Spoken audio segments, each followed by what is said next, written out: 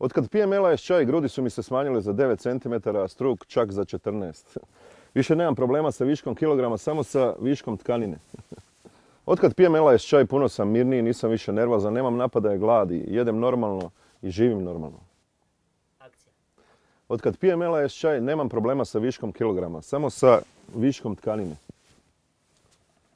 LS čaj za mršavljenje sadrži kombinacije pažljivo odabranih i precizno složenih biljaka ubranih na obroncima Samoborskog gorja koje su proizvedene bez korištenja umjetnih gnojiva i insekticida. Konzumiranjem čaja tjelesna težina se smanjuje, ali bez velikih oscilacija, redukcija i još bržeg povratka. Mršavi se trajno u dinamici od 3 do 5 kg mjesečno. LS čaj za mršavljenje iz Epimena naručite na 091 222 1234.